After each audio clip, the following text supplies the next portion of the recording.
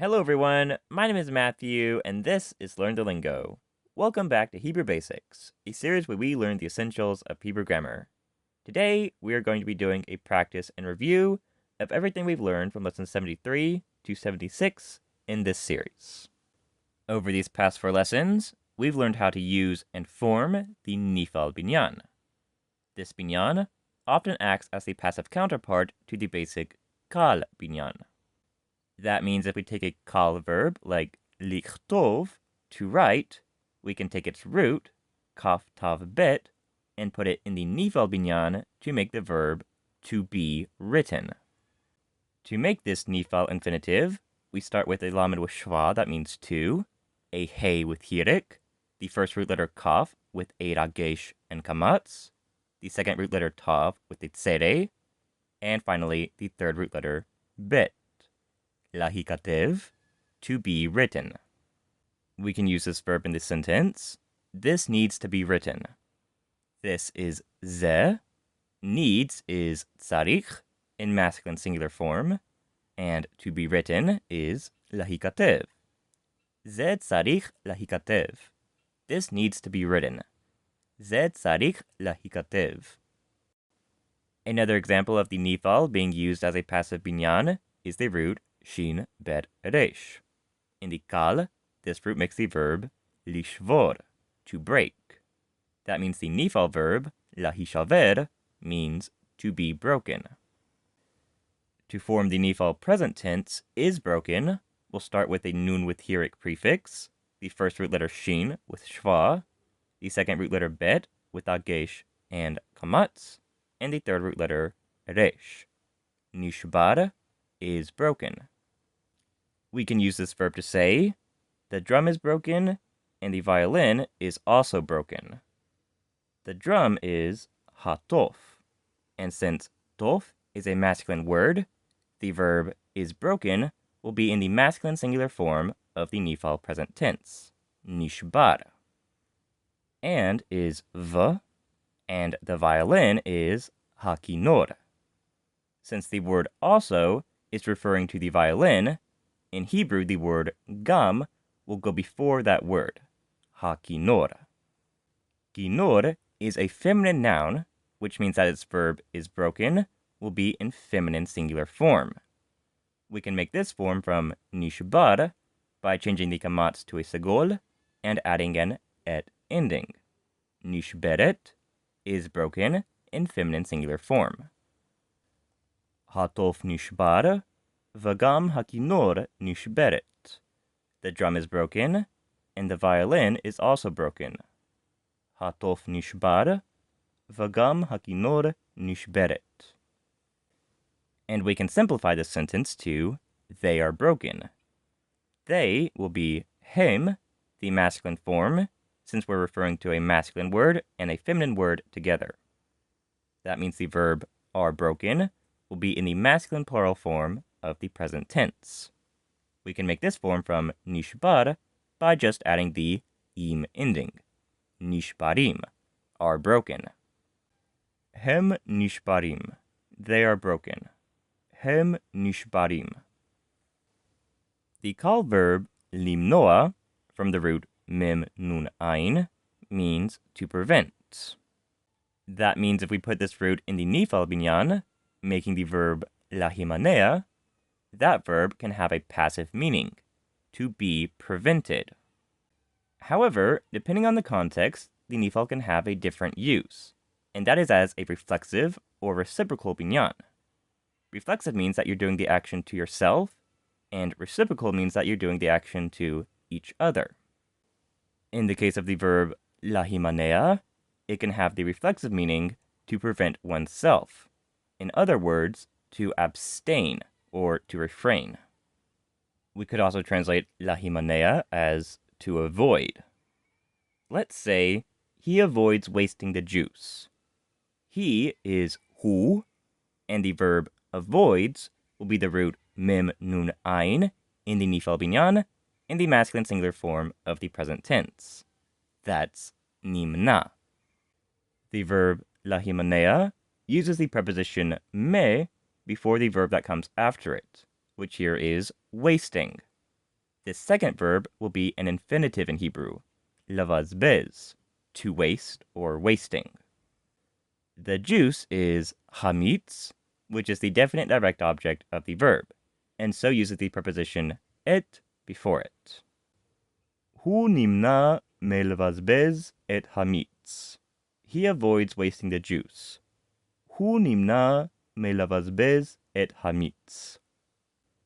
And now, let's see how to put this sentence in the past tense. He avoided wasting the juice. The verb he avoided is very similar in the nifal to the masculine singular form of the present tense. It's also pronounced nimna. It just has a patach on the second root letter instead of a kamatz. So the sentence, he avoided wasting the juice, is hu nimna melavazbez et hamitz. And let's say, I avoided wasting the juice. I is ani, and the past tense verb avoided needs to be put in the I form of the past tense. To do this, we just add a T ending to nimna. Ani nimnati melbazbez et hamitz. I avoided wasting the juice. And let's also say, she avoided wasting the juice. She is he, and the verb avoided needs to be in the she form of the past tense. This can be made from nimna by shortening the patach to a shva and adding an a ending. Nimna'a. He nimna'a melvazbez et hamitz. She avoided wasting the juice. He nimna'a melvazbez et hamitz. The root pe gimel shin makes the call verb lifgosh, which means to meet. This root can also be put in the nifal binyan, making the verb lahipagesh. This means to meet each other. In other words, to meet up. Let's use it in the sentence, I want us to meet up, where the I is a man. I want is ani rotze, in masculine singular form. In Hebrew, sentences about wanting some people to do something will be formed like this. I want that we will meet up. That, as a conjunction, is she. And that will attach to the future tense verb, we will meet up. A nifal future tense verb will have the same structure as the infinitive lahipagesh, but instead of the lamed and he prefix of the infinitive, we'll use a future tense prefix. For a verb whose subject is we, this prefix will be a nun. Nipagesh, we will meet up. That makes the sentence, ani rotze shenipagesh. I want us to meet up. Ani rotze shenipagesh. Let's also say, they will meet up in the city. The verb they will meet up will be lahipagesh in the future tense. One form of the future tense is ipagesh, which means he will meet up. And we can make the verb they will meet up from this by shortening the vowel on the second root letter to a shva and adding an u ending. Ipagshu, they will meet up. In the is ba, and city is ir. Ipagshu ba'ir. They will meet up in the city. Ipagshu ba'ir. If we put the root kaf nun samek in the nifal binyan, we make the verb lahikanes, which means to enter. The command enter, ordering a man, has a very similar form to the infinitive. We just take off the lamed with shva, that means to. Hikanes, enter, ordering a man. To order a woman enter, we take hikanes, shorten the vowel on the second root letter to a shva, and add e. Hikansi, enter, ordering a woman. And with an u ending, we make hikansu, enter, commanding a plural group. Let's take the sentence, hu nimna melavazbez et hamitz. He avoids wasting the juice, and change the subject to she. To do this, we'll replace hu, he, with he, she, and we'll put the verb nimna in the feminine singular form of the present tense.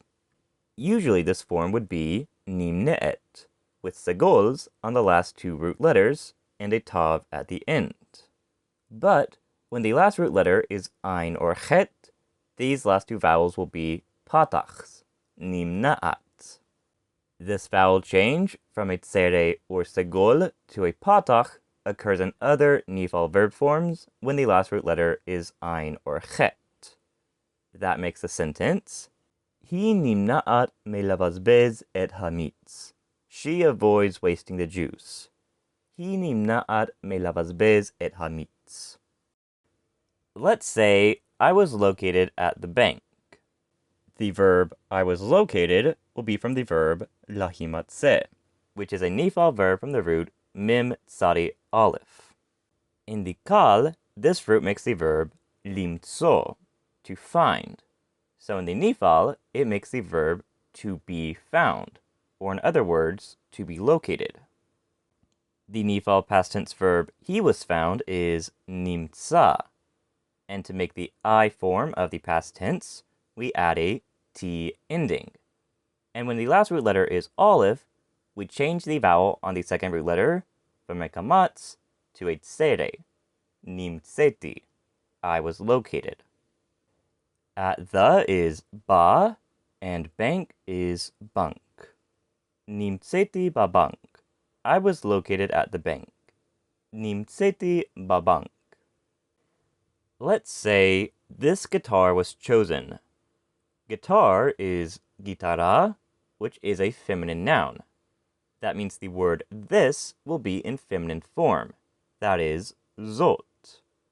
On both gitara and zot, we will add a ha, which means the, which we don't translate into English. Ha gitara hazot, this guitar.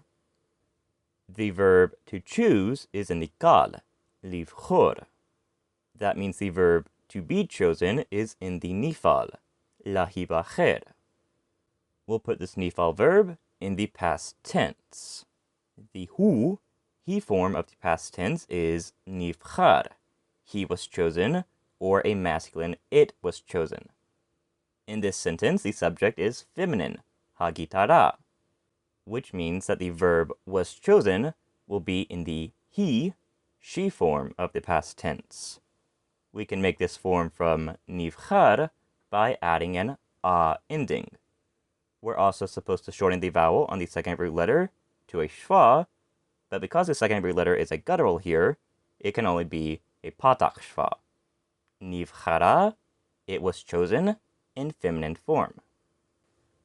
Hagitara hazot nivchara. This guitar was chosen. Hagitara hazot nivchara. And that's all for today. If you enjoyed this video, please like, comment, and share. And if you want to learn more Hebrew, please consider subscribing to my channel and checking out some of my other videos. And I'll see you in the next one. Goodbye.